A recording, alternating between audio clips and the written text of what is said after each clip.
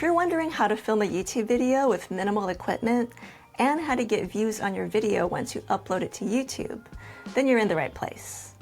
In this video, I'm going to share my 4-step workflow to making a YouTube video, from shooting to uploading. And the crazy part is that I'm filming this entire video with just an iPhone, a laptop, and a wireless microphone. You don't need fancy equipment to make YouTube videos these days. This is all possible thanks to our partner Riverside, which is a video tool that I'll tell you more about later on in this video.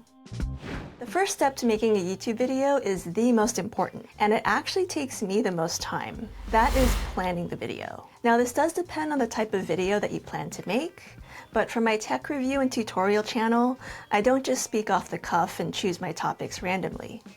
I spend at least one, but sometimes several hours or even days researching and outlining my video. Sometimes I'll even write a script. And this is important so that I can be more efficient in the next phase of making a YouTube video, filming.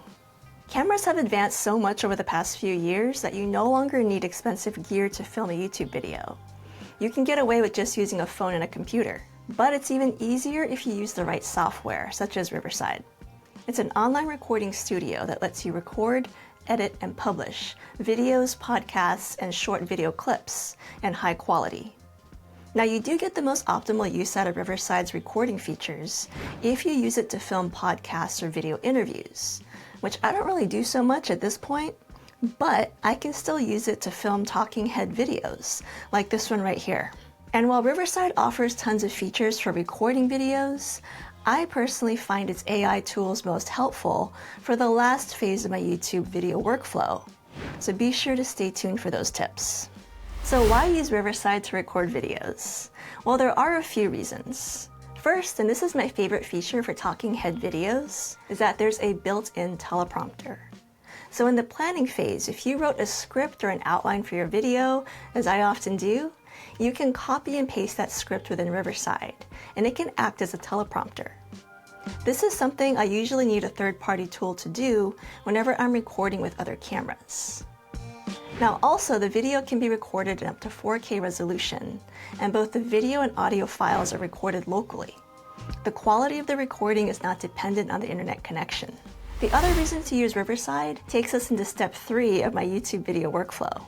Editing. Now, for simple video editing of, say, a podcast or a video interview, or even a talking head video, you can do so within Riverside using their unique tools, such as their text-based editor. Now, another advantage of using Riverside is that it automatically creates a transcript of your video, which comes in handy for step 4 of the workflow. But even at the editing stage, you can use the transcript to edit your video. You just treat it like a Word document. And if you delete or cut and paste within the transcript, that actually happens on your video timeline. This is the most unique and potentially fastest way to edit videos that I've ever seen.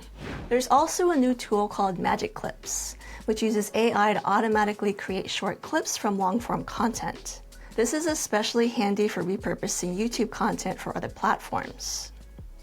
Now, within Riverside, you can also use tools to add titles or text to your videos. And you can add formatted captions. The captions are something I usually do manually whenever I'm creating short-form content. So it's really nice to have them done automatically within Riverside. Saves me a lot of time. Now, speaking of short-form content, you can also change the aspect ratio if you filmed horizontally and you want to turn that into vertical video. Up top, you'll also find more magic tools that can edit your audio by removing pauses or filler words, and an audio enhancement tool. Next up is a sound test with the iPhone 15 Pro using the built-in internal microphones. I'm recording with the back-facing camera, so this is what it sounds like. Next up is a sound test with the iPhone 15 Pro using the built-in internal microphones. I'm recording with the back-facing camera, so this is what it sounds like.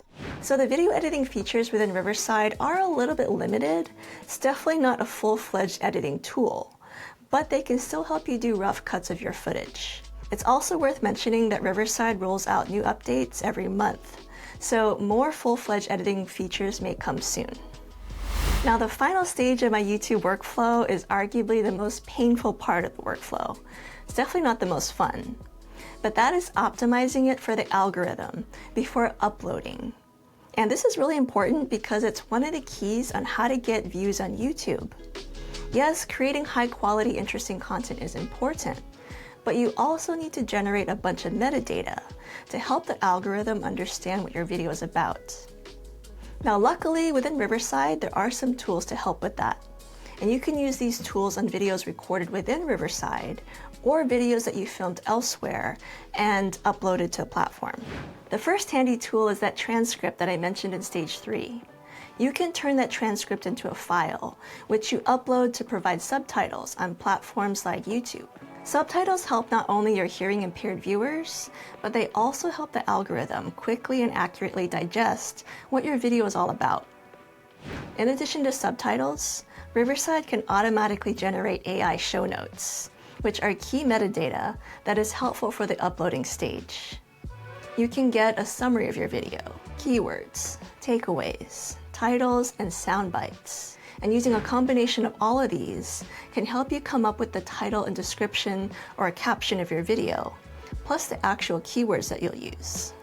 Finally, the show notes also generate chapter markers with timestamps, which are really important for long-form videos, as they help your viewer navigate the video and see what's coming up.